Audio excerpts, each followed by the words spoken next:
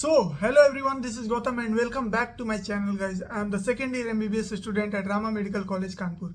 तो गाइस, जब से नीट का रिजल्ट आया है तब से आप लोग का एक कॉमन सा डाउट आ रहा है कि क्या काउंसलर को हायर करना जरूरी है, क्या हम अपने से अपना काउंसलिंग नहीं कर सकते हैं, क्या काउंसलर को नहीं करेंगे तो हमें अच्छे प्राइवेट मेडिकल कॉलेजेज या हम लोग का जो एक्सपेक्टेड कॉलेजेज है वो नहीं मिल सकते हैं, क्या काउंसलर ही हमें अपना ड्रीम कॉलेज दिला सकते हैं। तो इन्हीं सब टॉपिक पे आज डिस्कस करेंगे। So let's begin.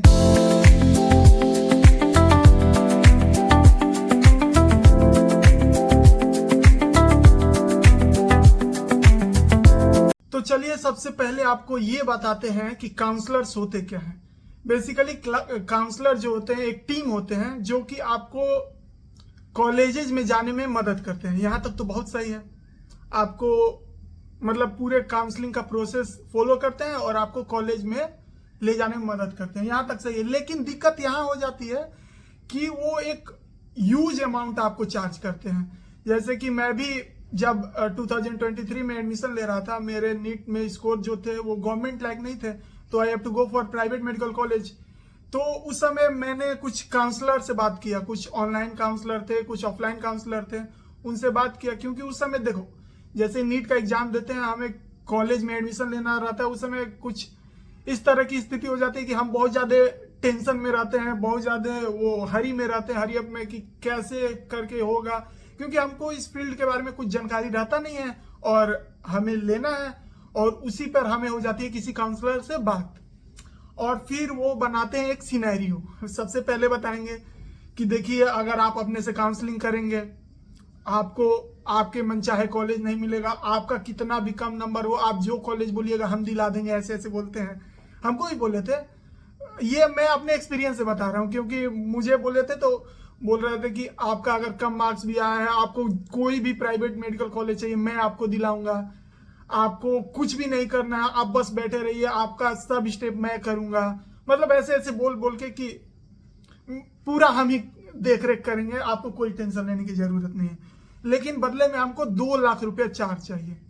उसी का कोई 1 लाख रुपया लेता है, कोई 1.5 लाख लेता है, कोई 2 लाख लेता है, कोई बोलता है कि मैं बहुत कम चार्ज कर रहा हूं, I will only charge 50,000 rupees. और बहुत सारे बच्चे, बहुत सारे पेरेंट ये देते भी हैं। उनको ऐसा लगता है कि अगर काउंसलर हायर नहीं करेंगे तो उनको अच्छा कॉलेजेस नहीं मिल पाएगा, उनको कुछ स्टेप में गड़बड़ी हो जाएगा तो 1 साल वेट करना पड़ेगा। लेकिन ऐसा कुछ भी नहीं है भाई। देखो, काउंसलिंग का स्टेप एक बहुत ही सरल स्टेप है, बहुत सिंपल स्टेप है। मैं फिर अपने से ही किया काउंसलिंग, और जो मैं चाह रहा था कॉलेज, ऑब्वियसली उसी में आया हूं।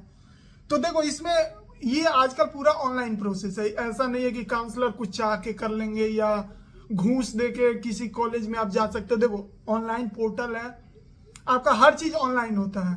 और अगर आप चाहें कि इसका मैं स्टेप वाइज एक वीडियो बना दूं कि काउंसलिंग का पूरा स्टेप वाइज, तो अगर आप 50 कमेंट कर देते हैं कि हाँ I want step wise video, तो मैं बना दूंगा, उसमें कोई दिक्कत नहीं है, उससे आप लोग की मदद हो जाएगी। तो मैं बात कर रहा था काउंसलर का। तो काउंसलर ऐसे करके आपको पहले एक ट्रैप में फंसा लेते हैं, तो आप बहुत ज्यादा ये हो जाते हैं कि भाई अगर नहीं हुआ तो फिर दिक्कत में आ जाएंगे, फिर से हमको नीट का तैयारी करना पड़ेगा, ये वो। और अगर आप एक बार अपने पेरेंट को बताएंगे कि ऐसा ऐसा, तो पेरेंट बोलेंगे कि ले ही लो, जब इतना पैसा दे रहे हो तो 2 लाख और दे दो। लेकिन 2 लाख आपका पानी में चल जाता है, क्योंकि काउंसलर का यहाँ कुछ काम है ही नहीं। देखो, मेन काम होता है आपका चॉइस फिलिंग का। चॉइस फिलिंग में क्या होता है कि आपको कॉलेजेस का नाम चूज करना रहता है, उसको सीक्वेंस में भरना रहता है। मान लीजिए कि 10 कॉलेजेस है, हमको 10 कॉलेजेस पसंद है, उसमें से 10वां में से हमको ये वाला जो पर्टिकुलर कॉलेज है ये हमको सबसे ज्यादा पसंद है, क्योंकि ये मेरे घर से नजदीक है, इसमें कम फी है, ये बहुत ज्यादा पुराना कॉलेजेज है, इसमें कम मेडिकल सीट है, मतलब 150 बच्चे या 100 बच्चा का सीट है। ऐसे करके इसमें हमको बहुत सारा बेनिफिट दिखा, तो ये वाला जो कॉलेज है ये मेरे को सबसे ज्यादा पसंद है, तो इसको मैं रख दूंगा 1 नंबर पे।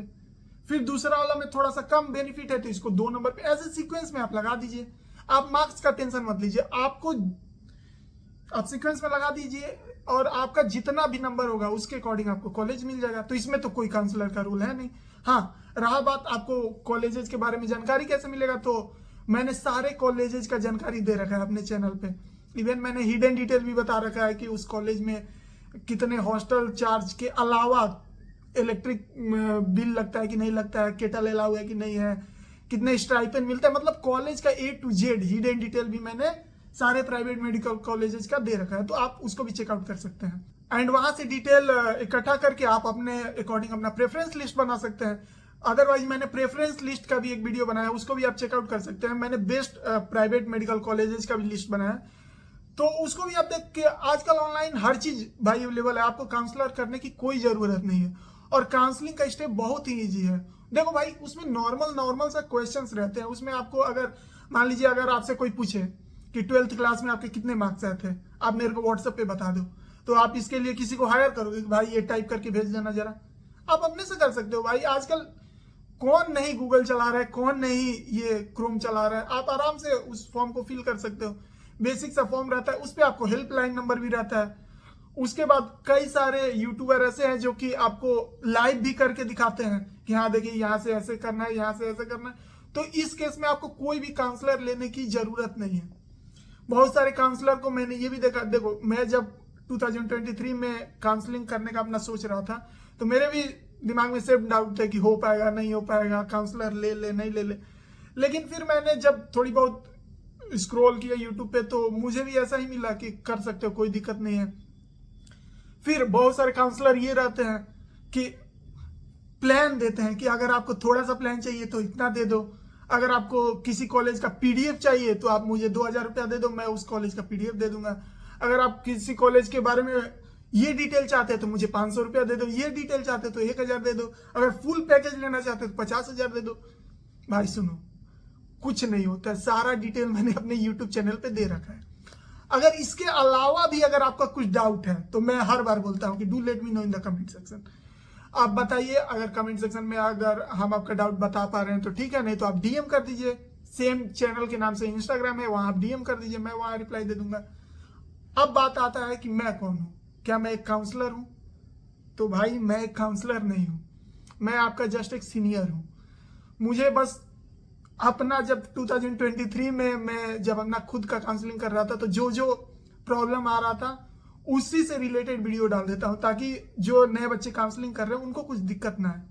हाँ, बहुत सारे बच्चे का ये भी कंप्लेन हो सकता है कि आप जो कमेंट करते हैं या जो डीएम करते हैं उसका बहुत लेट रिप्लाई आता है। तो देखो भाई, मेरे पास कोई टीम नहीं है, टीम वर्क नहीं है कि भाई कोई 2 बंदे लगे हुए हैं कमेंट के रिप्लाई करने में, डीएम पे 2 बंदे देख रहे हैं, मैं खुद देखता हूँ। एंड जैसा कि आप जानते हो कि मेडिकल फील्ड में टाइम बहुत ही कम रहता है, 8 से 4 हम लोग की क्लासेज होती है। उसके अलावा अगर समय मिलता है तो उसमें एक छोटा सा वीडियो भी बनाना रहता है आपके लिए, एंड उसके अलावा आपको रिप्लाई भी देना रहता है। तो इसलिए अगर आपका जो क्वेरीज है उसका अगर रिस्पॉन्स लेट भी जा रहा है तो आप ये मत सोचिएगा कि मैं इग्नोर कर रहा हूँ या रिप्लाई नहीं दे रहा हूँ, मेरे पास टाइम का थोड़ा कम ही रहता है। उसके बाद बहुत सारे लोग ये बोलते हैं कि आप अपना कॉन्टैक्ट नंबर दे दो। भाई देखो, मैं कोई काउंसलर नहीं हूं, मैं आपसे कोई चार्जेस नहीं किया हूं कि मैं आपके लिए रिस्पॉन्सिबल हूं कि भाई तुम्हारा रिस्पॉन्सिबिलिटी लेता हूं तुम्हारा पूरा काउंसलिंग का। तो मैं अपना प्राइवेट नंबर पब्लिक में नहीं दे सकता हूं, सिंपल एज यू नो कि मैं कोई अपना पब्लिक में नंबर कैसे दे सकता है। ठीक है, आजकल नंबर से इतने फ्रॉड भी होते हैं। दूसरा बात, बहुत सारे जो पेरेंट या कैंडिडेट्स हैं वो ये बोलते हैं कि मैं आपसे मिलना चाहता हूँ। भाई मिल भी नहीं सकता हूँ यार, समझो, क्योंकि यहाँ कॉलेजेज इतना हेक्टिक होते हैं भाई। 8 से 4 आपको क्लास करना है, उसके अलावा बहुत सारे आपको स्टडीज रहते हैं, बहुत सारे टेस्ट होते रहते हैं, उन सबको भी देखना है। तो इसमें से समय निकाल के आपसे मिलना बहुत ही मुश्किल है। तो इसलिए आप वो मत समझिए कि आप मिलना नहीं चाहते हैं, मिलना चाहता हूँ, लेकिन मेरे पास समय की कमी है, इसलिए मैं मिल नहीं सकता हूँ यार, प्लीज ट्राई टू अंडरस्टैंड। और बहुत सारे कैंडिडेट्स का ये भी क्वेरीज था कि मैं आपको पे करने के लिए मतलब एग्री हूँ, आप जितना बताओ मैं पे कर दूंगा, आप मुझे काउंसलिंग का प्रोसेस पूरा कर देना। भाई देखो, मैं काउंसलिंग आपका नहीं कर सकता हूँ, मैं इतना कर सकता हूँ कि आपका स्टेप बता सकता हूँ कि कैसे कैसे होता है, वो भी हर किसी को बताना थोड़ा मुश्किल है। तो मैं उसके लिए अगर आप बोलो तो 50 कमेंट कर देना। अगर लगेगा कि हाँ ये वीडियो इंपॉर्टेंट है स्टेप वाइज वाला, तो मैं वीडियो बना दूंगा कि आपको ये स्टेप फॉलो करना रहता है। और बहुत सिंपल स्टेप है भाई, आपको रजिस्ट्रेशन करना रहता है, देन चॉइस फिलिंग करना रहता है, नोडल सेंटर पे जाना रहता है। तो बहुत ईजी स्टेप है, वो मैं आपको अगले वीडियो में बता दूंगा अगर आप चाहो तो मैं काउंसलिंग नहीं कराता हूँ, मैं जस्ट एक आपका सीनियर हूँ और बस इसी वजह से आपका हेल्प कर रहा हूँ कि अगर आपको आपका कॉलेज मिल जाए जो आप चाहते हो, अगर आपको मिल जाए तो दैट्स गुड ना, क्यों ना आपको मिल जाए। तो हाँ जी, ये रहे आपके सारे डाउट के, क्वेरीज के सारे सॉल्यूशन। एंड फाइनली एक बार लास्ट में बता दे रहा हूँ कि आपको काउंसलर हायर करने की कोई ज़रूरत नहीं है। काउंसलिंग एक बहुत ही सिंपल स्टेप है, आप इसको अपने से कर सकते हो। और अगर आपको इसके प्रोसेस जानना है तो do let me know in the comment section. And इसके अलावा भी, अगेन आई एम रिपीटिंग, इसके अलावा भी अगर आपके कुछ डाउट है तो do let me know in the comment section or DM of my Instagram. And if you find this video useful and informative, then don't forget to like, share and subscribe. Bye bye.